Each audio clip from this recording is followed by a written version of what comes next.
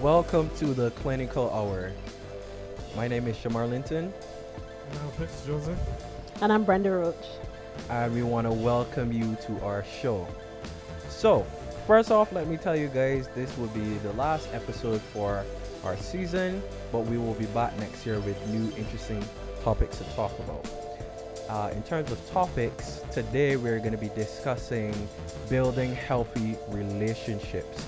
So, this is going to be a very interesting discussion, guys. I think so. Yeah. What do you guys think? I think it will be good, especially this is the last show, so I think that this would be a very interesting topic to end with. Yeah, Outside of that, everybody's good. I am wonderful. Yes. Okay, so we're gonna be getting into stuff like acceptance, effective listening, also mobile technology, especially in this day and age, in terms of relationships and building a relationship. So there are a lot of things we're gonna be getting into, and also we have another listener's letter this week that we're gonna be getting into closer to the end of the episode. So stay tuned for that as well. So we're gonna start off. Oh yes, a highlight. Yes, before we get into the episode, I do have a highlight. Something that I was reading, an article that I was reading with this PhD student who is in the U.S. He goes to North Carolina University, and he decided to build a mental health app, and it is catered to Black youth. And the reason for doing this is because he found that a lot of Black youth had a lot of problems actually with dealing with their mental health in terms of the Black community and acceptance from going to these services and so on. So he was trying to find, I guess, a new innovative way to kind of reach the youth, because we know a lot of us are into our cell phones and so on, so they'll feel a little more comfortable uh, utilizing their phone rather than probably just going out for the first time and trying out the service. So the app is set up in a way that it deals with like basic stuff, talking about depression and anxiety and what that can mean for a young person, especially a young person of color. And also it deals with, you can make a plan on it, you can make a mental health plan on it. So I guess there are different things that you can do during the course of a day that will help you get through the day and help you in terms of mental health. Also, what it does is it's like a hub where you can find people of colors, professionals of color, and so on, not necessarily just Black people but professionals of color who you may feel a little more comfortable going to for these services and so on. So I think it's a very interesting initiative that he took, especially in the US, being that we know how climate is a bit shaky there in terms of the landscape. So I think it's very interesting development, and kudos to him. Good job. Yeah. True.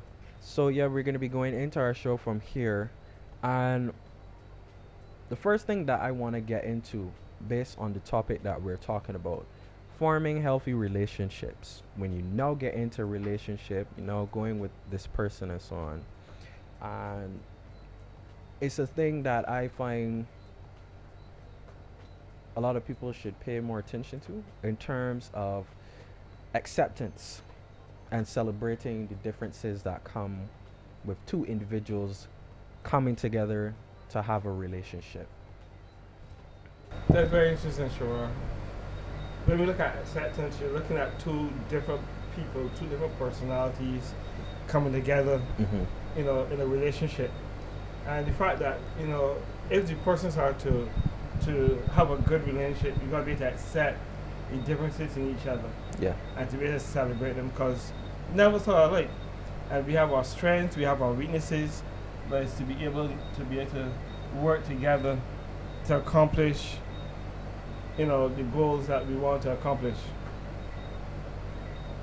So, yes, that is not only acceptance, but being able to celebrate that individual and that individual difference, to Yeah. build a strong relationship. I agree, 'cause I think that that can be one of the biggest challenges that relationships can Have. face, right? Being able to accept the differences in each other. Um, as Fitz said, not no two people are alike, Mhm. even though we do as people, I guess, like to know that there is, Similarities. yeah, and that there's somebody that agrees with you. Mm-hmm.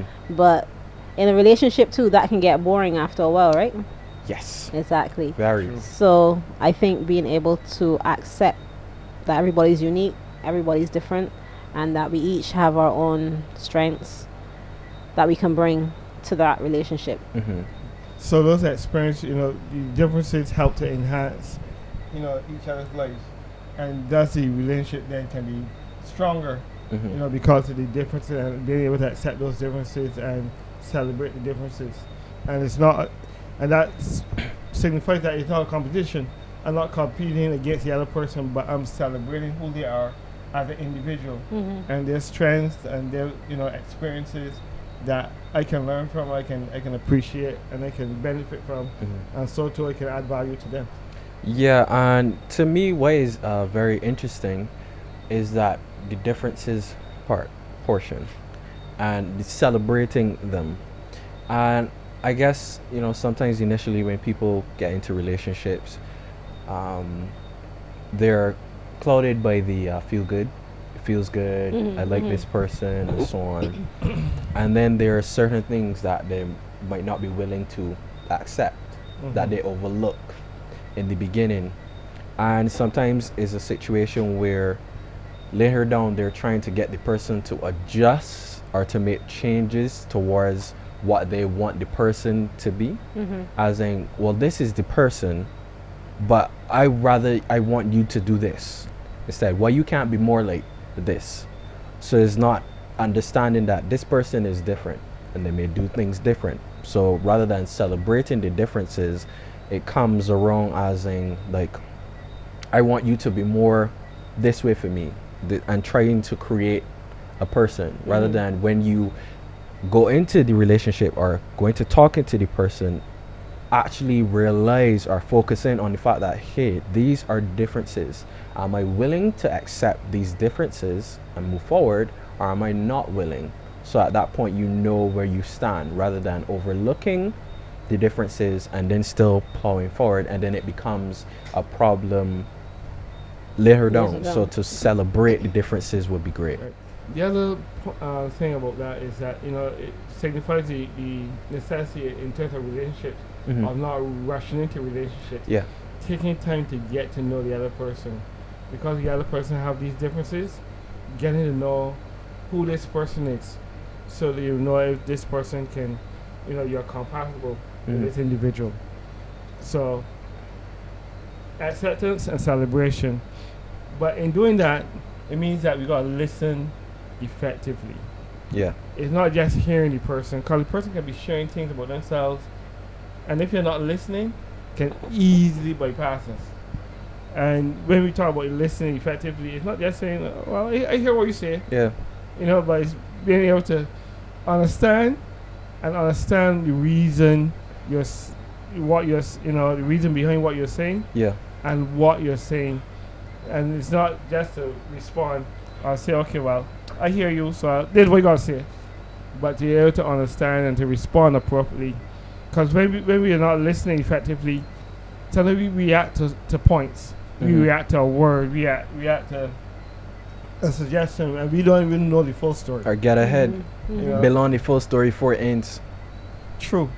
So it means therefore that we have to listen, and the thing about it being listening actively, being Mhm. able to respond, even ask questions in between or repeat what the person Mhm, is to saying, clarify things for too. clarity, so that we are showing interest in the person, and we're not listening and reading or listening and using a device Mhm. or thoughts on something else, but being present in the moment, so that we understand what the person is saying and we're able to respond appropriately.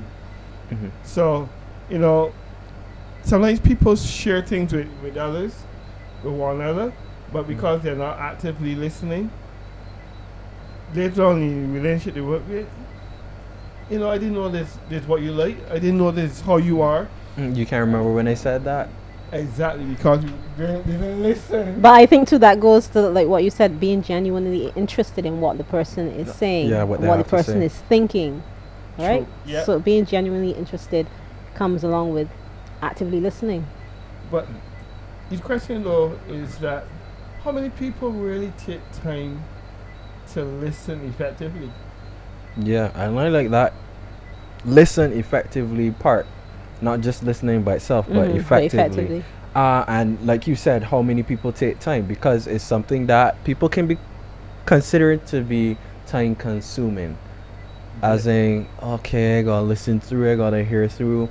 Like sometimes it's a situation where the person is talking and then you're like bubbling with a response already, and not just focus in on what the person has to say, but you're like, all right, I just want to respond to this one piece you already said, and I want to say it before I forgot, or whatever the case may be, and you are not listening. So certain things you have missed, what the person, the message, and what the person was saying at that point. So it is good to actually be tuned in and present and right there when the person says, so that it won't be a situation where it's like, oh, you said that, I can't remember when you, I can't remember. I mean, we do forget from time to time, but if majority of the time it's like, oh, I can't remember you saying that. It was like I was present but in body, but in my mind was somewhere else. And like to Brenda's point, being genuinely interested Yeah. in the person and not in the actual person, and not a being in front of you. Like, hey, I have a person that I can just say anything to, or I can talk about what I want to talk about. When they're ready to talk, I just check out and become dismissive, because there are situations where people may come together and one party wants to, have the bulk of the conversation on their side, and as soon as the other person starts to talk, they start to check out, like, okay, I'm not interested in what this person has to say, and then they are not giving the person their actual time. And then in instances like that, people can start to feel undervalued, because they can see the person is not really present here, and I need them to be, because it is a joint effort. So I taught, they taught, we both listen when each other is saying something or bring over a point or something they want to highlight and discuss. So I think it goes a long way, because when a person realizes too that this person is actually interested in what they have to say, trust is built on that as well, because I can see you're actually into me, you're interested in me as a person, for what I am, what I have to offer. And that's why then you would give of your time, take the time to listen, Yes. and to help to build a healthy relationship. So giving of that time, even though we know that time can be so, I don't know, sometimes we feel like there's not enough time. Yeah. All Right? the obligations we have. Yes, all the obligations. But in order for the relationship to work, it means that you have to put in the time, you have to put in the effort, so that two people can connect. Yeah. So- It's true. yeah. It's true. Children spell love TIME. And say that in relationships, spouses can also spell love TIME, because Yeah. it takes time It does. to develop that bond. And if you're too busy Yeah. to listen to the person's concerns, person's needs,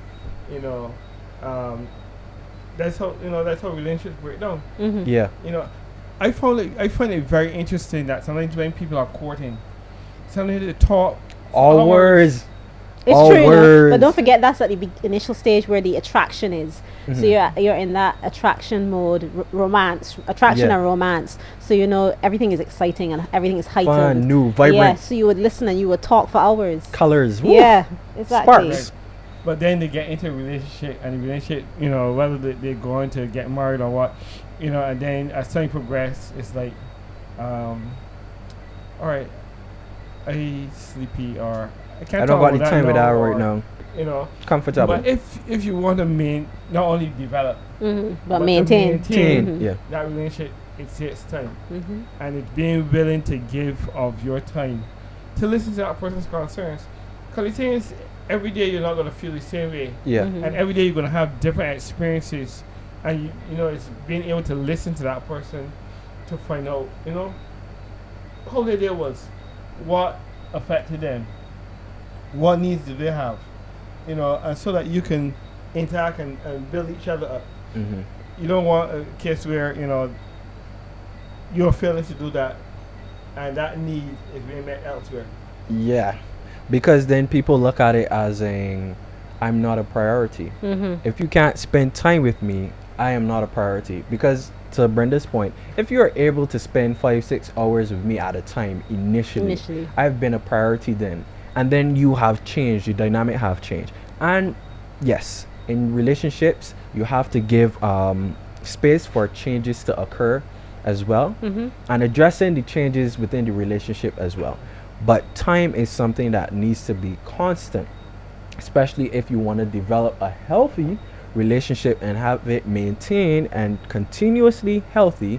Time needs to be given, because when time is not spent and you're doing this and doing that and then the person can't connect with you, the connection is lost.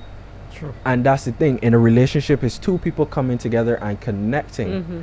The less you talk, the more you drift apart, because you can see in the beginning stages when you talk a lot, people say, I feel so connected to you. Mm-hmm. Mm-hmm. That word is used often. I It feel so is. connected because of time spent and coming together closely.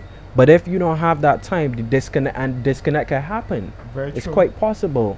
Because if you don't have that time, then to be able to discuss issues and resolve problems and Yeah. to set goals and to plan for the future, you can't do that because your time is not there. Your time is an investment It is. in the Yeah. relationship to take it where you want it to go. Mhm. I think that can go straight into, if we talk about communication, Mhm. developing communication Communication. skills Mhm. within the relationship as well. So if you invest the time, you take the time to talk, you take the time to maybe listen effectively, Yeah. then you tend to develop communication between the Yeah. two parties. Mhm. Develop your own communication styles so that you understand how you can communicate within that relationship, right? Okay, so if both of you are morning people, for example, or both of you are evening people, then Mhm. well, late at night is probably not a good time Not for us the to have a best time. conversation, right? Because we're not really functioning at our prime. Yeah. Whereas early in the morning, if we both are morning people, you can get up and have a productive conversation together, Yeah. and you can work on goals for the future and all that kind of stuff. And Yeah. because communication is so important, it is said that all of us communicate, Mm-hmm. Yeah. but none of us communicate The same. perfectly. Mhm. We all communicate differently as Mhm. well. But I like to as I said, I like to in another section. I like to describe communication as like the blood in our bodies. Mhm. It feeds the relationship Mm-hmm. with nutrients, the oxygen, Mhm. whatever is needed. But it also helps to remove the toxin. Yeah. Because then, as you communicate, you can identify the problems. You can come, identify solutions, and you can come to agreement as how to go about implementing these things. You can plan, you can pursue goals, etc. But it means therefore that you have to look at. You don't want to have just cliche communication. Yeah. Mhm. Generic. How are you? And you want to have in-depth Deep, communication meaningful where conversation. it's meaningful and where you're sharing who you are. Mm-hmm. You So not surface level no, communication. you're Yeah. going deep, where it's almost like you're putting your heart in the other person's hand without Mhm. any. Ooh, we talking about a little Mhm. vulnerability Right. there, boy. Yeah. You're vulnerable to this person. Mhm. So if you want, true intimacy, you want to take it from just a cliche where you meet and say hi and hello, to where there's that openness and that vulnerability with that person. Mhm. But then Yeah. trust has to come into play there then. Of If course. you're talking about vulnerabilities and sharing and expressing in Yeah, I that was kind of about to way. say. Yeah. Yeah, I was you about have to to say. think about trust and how to develop that trust in a relationship. True. And, trust and developing trust, it means therefore that we have to, one, if it was a case where in the past you had experiences where trust was broken, Mhm. Yeah. it means therefore that you have to identify that as something in the past and allow it to be where it was in the past, and to work on developing the trust with this person, remembering that if it was with someone else, this person is not that person. Mhm. So don't And bring the this- baggage. Don't bring the Yeah. baggage, don't drag the baggage into the situation. Mhm. So it means Bag therefore that lady. also understanding yourself. Yeah, exactly. That's what I was gonna think. I was thinking of, knowing when that happens for you and being able to pull back or to try to separate it from Yeah. what's currently it's hard. happening. It is hard. It's hard, but it's doable. Yeah. So as you talk about trust, it also shows that we need to show empathy towards the other person. Yeah. It's not just a matter of trusting the person, but being able to empathize with them. Yes, they may have had experiences. Yes, we also will have had experiences as well. And in everyday life, we need someone to come alongside us and to be able to input into our lives and to big us up, to help us to deal with the various challenges. And we also need to be able to be at that point where we are comfortable in ourselves, that we can come to alongside a person and encourage them when they're down, but also celebrate them when they're up, and to give them the motivation to grow as an individual and to be who they are. Because the thing is that each person have, as we said earlier, their strengths, their giftings, and to be able to come alongside them and to be that support that can help them to soar, so to speak. So being able to relate to that person, understand their feelings and perceptions, where they're actually coming from. Yes. I think that's a big thing in terms of empathizing in a relationship. Yeah. Because you see, you don't want to go into a relationship where you're sucking from the person, where you become a parasite. Oh man. You know, Don't want that at all.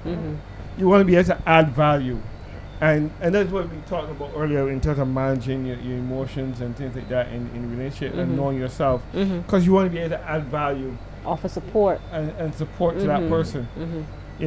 So it goes back to understanding as well. Yeah. A level of understanding for the person and being also reasonable in your dealings, knowing that life sometimes might not be one straight path, Yeah. that certain things might not be black and white. So you have to understand and try to understand and empathize with a person, how they may be feeling due to something happening and whatnot, rather than, well, these are my feelings and I'm sticking to it, and you're exploring only your feelings alone, rather than working in the person's feelings also, and basically taking a glimpse of both sides of the coin, as in how they could be feeling. As in, you got home, maybe you wanted to discuss something, person got home, you saw them come through the door, they're looking a little tired, they're looking a little exhausted, and you, first thing you do is start to discuss, hey, I wanted to tell you this thing, and you didn't really pay attention to the person coming in and how they look, and go like, hey, this person looking a little tired, maybe I should give them a little time to settle in. Also maybe ask if they can have the conversation, rather is a situation is like, you know what, I wanted to have the conversation, you didn't pay me any mind and I didn't like that, and then a problem can come from that, from you not empathizing with, hey, this person had a difficult day and maybe now is not the particular time to get into such a very in-depth discussion. They might more need me to kind of help relieve their stress. As you know, we would say nowadays, be the person's peace. Be the person's peace, rather than causing them, as Fitz would say, to suck more from them, because they already had a taxing day. So when they come through the door, they're looking for a safe haven now. Yeah. So it's like, hey, I see you and I can smile, and it's like, finally home with you, rather than, oh boy, here we go again, starting my next shift. That kind of stuff. So empathy helps out a lot to me with that. And I always remember that saying, people might forget what you say, but they will always remember how you make them feel. Yeah. It's true. It's like, I remember what I felt when I was in Yeah, that situation. I exactly. came home and there was dinner on the table and like, candles lit, and you're like, oh man. And then that hard day sometimes just fades away, because you're seeing that, and it just helps to relieve the stress, just seeing, whoa, this person put in the work here and they were actually thinking about me, and they realized, man, I had a heart. Or maybe pour yourself some wine, get 2 glasses and like, babe, I saw you had a hard day. Or give the person a foot massage or something, sit down here, or draw a bath or something like that, But also, True. when you say that, you can think about sometimes somebody might be talking, Yeah. you're having a conversation with someone, but then they're in their gadget, they're in their device, and they're Mm. using their mobile phone Oh, and boy. messaging and trying to, and you're trying to have a A conversation with them. carry on a decent conversation with somebody, and that's what's been happening. So being able to manage mobile technology Yeah. in a relationship, I Yeah. think that's important. Yeah, because that can lead to a lot of frustration. Ooh. Mhm. You know, I've seen cases where, you know, people are sitting next to each other and, you know, they're supposed to be at dinner. Yes, I was thinking the And same thing. both people are on their Mobile devices, mobile device. So you wonder where's the communication? no Where's one's talking. Where's the interaction? Mm-hmm. You know, it is. So you're just there. They're physically there, Mm-hmm. but mentally and emotionally, you know, they're elsewhere. Mm-hmm. Yeah. So they're connected to work, they're connected to family, they're connected to friends, and the person that they're supposed to be out with, they're not connecting to. Mm-hmm. You Mhm. know, so yes, these devices are good if they're used in context, but yet if not used in proper context, Mhm. they can lead to a lot of conflict. To your point, in terms of these mobile devices and them being cause for concern, especially in relationships, to me it goes back to priority and making the person a priority. Because if you're staring at your phone throughout the whole discourse, the whole conversation you guys are having, a person knows off the bat, I'm not really a priority. What's really a priority is what's on that phone. Mm-hmm. Because your attention is drawn to this and not me. So then they start asking questions, maybe, why am I here? It's true. Because clearly you don't need me to be here. You are already occupied with something else. And especially when you're in a setting like dinner or something, you know, over food, intimate, and you're having conversation over food, and that person's phone is out, is on the table. Every little notification it gets, the person looking over, and it makes you feel a little uneasy because it's like, are we talking, or do you have somewhere else to be? Do you have something else more important to do? Let me know, because clearly your attention is being drawn to the phone, and if the person doesn't feel as though they matter, if they belong in the situation, then like Fitz said earlier, they might go and seek the attention elsewhere because they're not getting it there. So it goes back to me to the point of being a priority and And knowing giving up and your time. Yeah, and Yeah. time, giving of your time Mhm. and empathy, Mm-hmm. going like, hey, if I do this, how is this other person going to feel based off of my interaction with them? Mm-hmm. How are they feeling? Am I considering them at this point in time? So it's connecting throughout, you know, the No. stuff we highlighted earlier, and feedback, getting into feedback, moving away from technology and into feedback. And this to me is a very heavy one It is. in terms of learning how to give and take feedback, Mhm. because we all know criticism can be a very difficult thing to be faced with.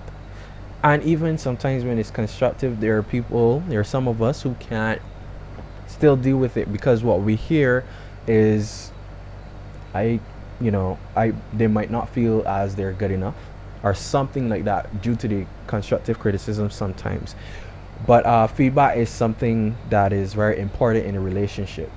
Right, and you can't have the feedback if the person's focused on the phone. Oh, You can't have True. the feedback if if you don't have time to discuss. Mm-hmm.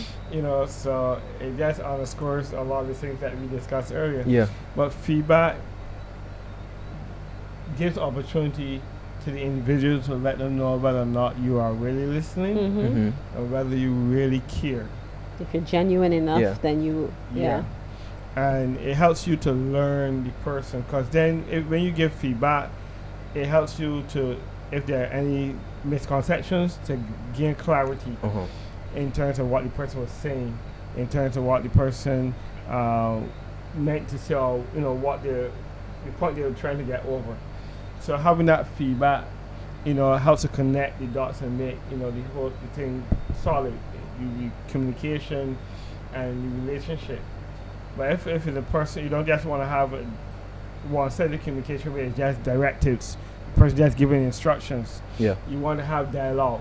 Yeah. And that's where the feedback comes in terms of being able to have that two-way communication, so that we understand each other and we know where where we are at and where we want to go. And the feedback, I think, can help both sides to grow. So it's if Yes. the communication is effective, Yeah. if the communication is, you understand each other, then the feedback is not as harsh as we might make it out to be. Yeah. Yeah. Because we understand each other, where it's we coming understand where from. it's coming from. Yeah. It's how it's done and how it's said. It True. can actually help for the relationship to grow. Yeah. You are very correct there. Mhm. Mhm. Go ahead. Go Like ahead. you were saying. But something that just came to mind, that we were talking about off camera, Yeah. in terms of owning the conversation. Mhm. Because when we have that feedback, we can, and I own the problem, I own what Oh I'm yes. saying. Yes. You know, Accountability. Mhm. right.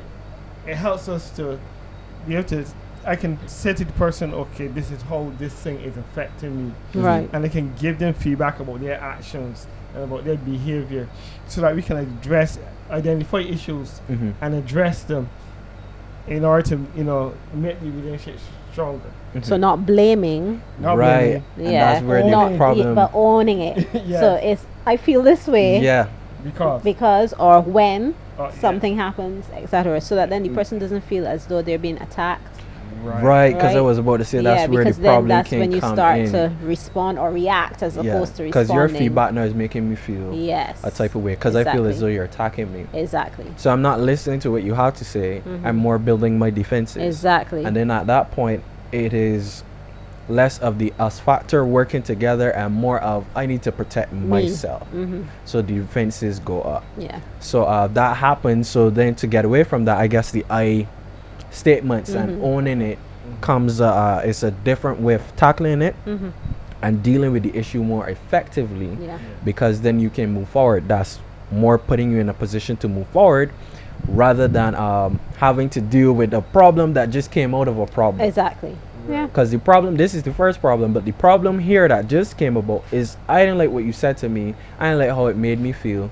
So then sometimes you see people trying to juggle two problems at the same time, and then that's going to be hard to do because you have to deal with one at a time. So then doing it like that, you're able to focus a bit more on one at a time and deal with it. The other thing in terms of feedback and owning the message, so it helps you to know yourself.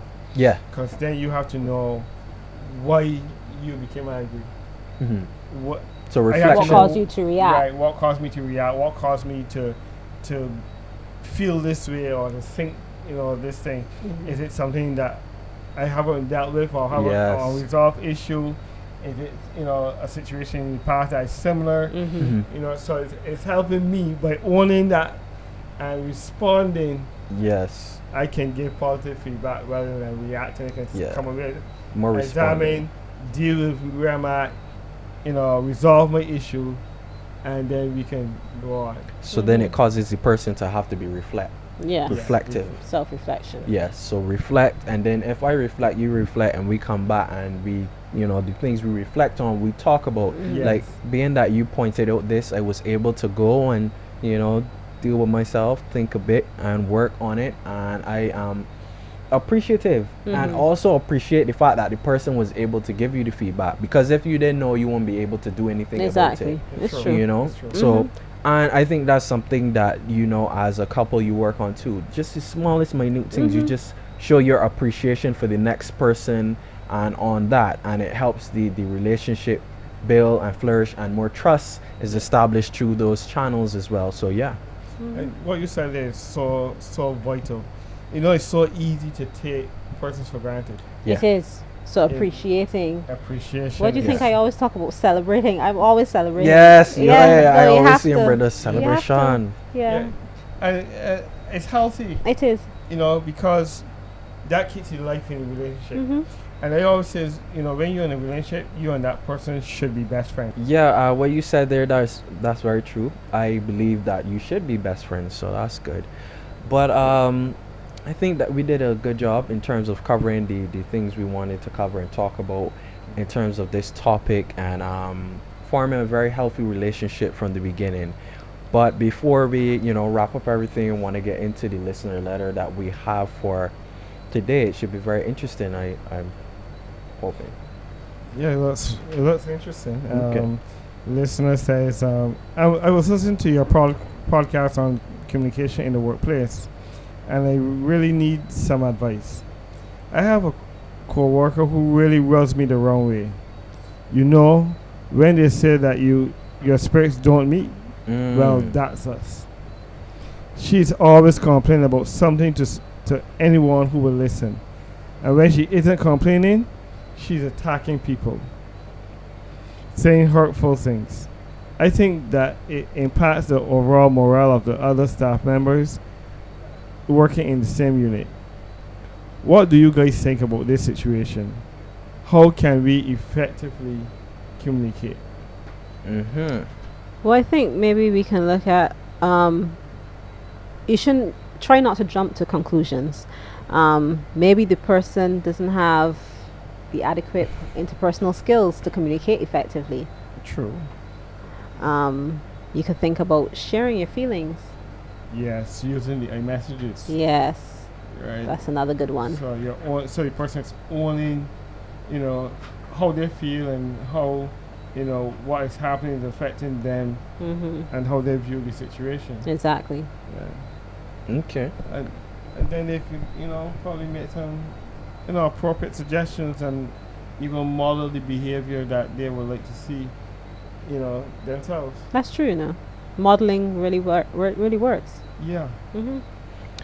Well, yeah, those are very interesting things that you guys said there in terms of giving her some tools to work with, so that she could have a work environment that is conducive Mm-hmm. and something that is nurturing in a way still.